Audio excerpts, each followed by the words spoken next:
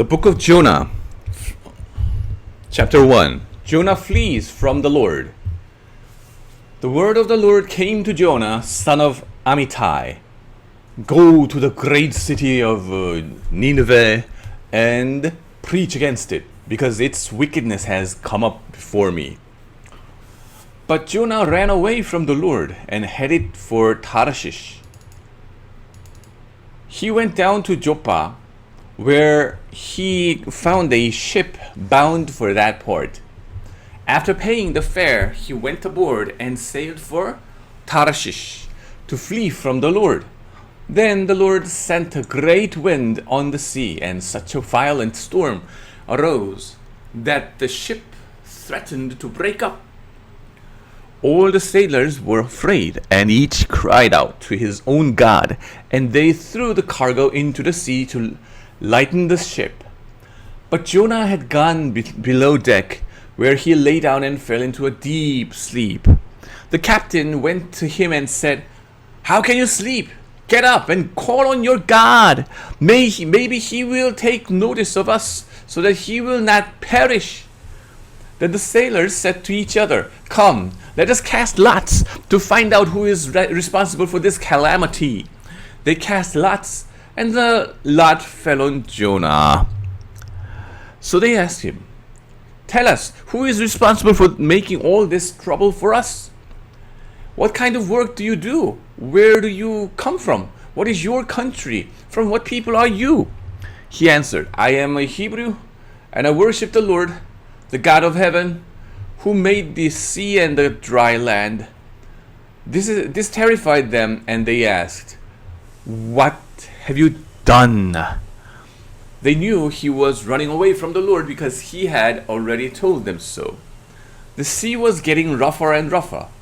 So they asked him, "What should we do to you to make the sea calm down for us?"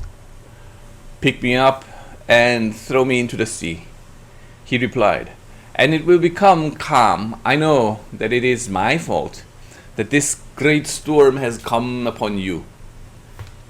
Instead, the men did their best to row back to land, but they could not, for the sea grew even wilder than before.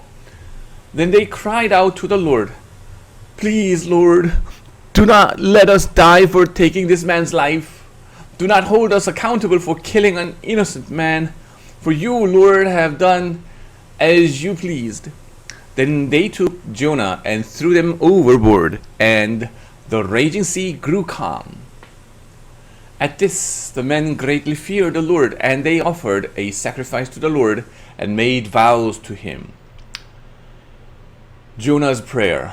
Now the Lord provided a huge fish to swallow Jonah, and Jonah was in the belly of the fish 3 days and 3 nights. From inside the fish, Jonah prayed to the Lord and his God. He said, "In my distress, I called to the Lord, and he answered me. From deep in the realm of the dead, I called for help, and you listened to my cry. You hurled me into the depths, into the very heart of the seas, and the current swirled about me. All your waves and breakers swept over me. I said, I have been banished from your sight, yet I will look again toward your holy temple. The engulfing waters threatened me. The deep surrounded me. Seaweed was wrapped around my head. So to the roots of the mountains I sank down. The earth beneath barred me in forever. But you, Lord my God, brought my life up from the pit. When my life was ebbing away, I remembered you, Lord, and my prayer rose to you, to your holy temple. Those who cling to worthless idols turn away from God's love for them. But I, with shouts of grateful praise, will sacrifice to you. What I have vowed, I will make good. I will say, salvation comes from the Lord. And the Lord commanded the fish, and it vomited Jonah onto dry land. Jonah goes to Nineveh. Then the word of the Lord came to Jonah a second time. Go to the great city of Nineveh and proclaim to it the message I gave you. Jonah obeyed the word of the Lord and went to Nineveh. Now Nineveh was a very, very large city. It took 3 days to go through it. Jonah began by going a day's journey into the city, proclaiming, 40 more days and Nineveh will be overthrown. The Ninevites believed God.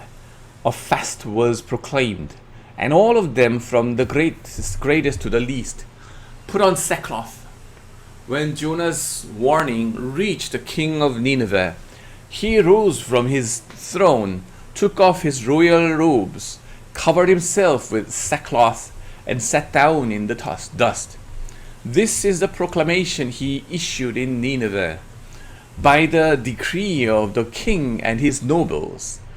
Do not let people or animal, herds, or flocks taste anything. Do not let them eat or drink, but let people and animals be covered with sackcloth.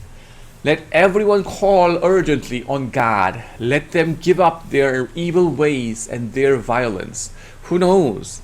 God may yet relent and with compassion turn from his fierce anger so that we will not perish. Then God saw what they did and how they turned from their evil ways. He relented and did not bring on them the destruction he had threatened. Chapter 4. Jonah's anger at the Lord's compassion.